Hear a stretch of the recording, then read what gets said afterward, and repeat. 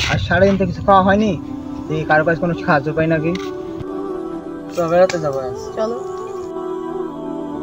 ভাই আমি আর সারাদিন কিছু খাইনি, আপনারা কি আমাকে কিছু সাহায্য করতে পারবেন?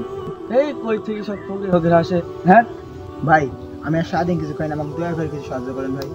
হে যা ফকির হ্যাঁ। আমাকে ধাক্কা দিয়ে ফেলে দিল, যাই ওই বড় ভাইয়ের কাছে যাই। হ্যাঁ, আসসালামু আলাইকুম ভাইয়া, কেমন আছেন আপনি?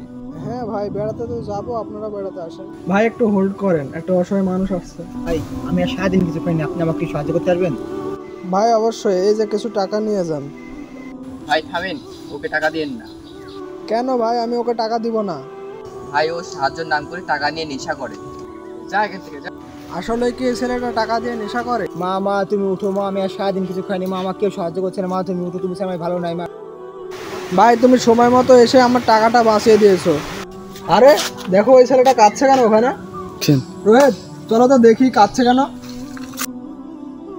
এই ছেলে উঠো, তুমি কাঁদছো কেন? ভাই আমার পৃথিবীতে কেউ নাই, আমি টাকা দিয়ে নেশা করি না।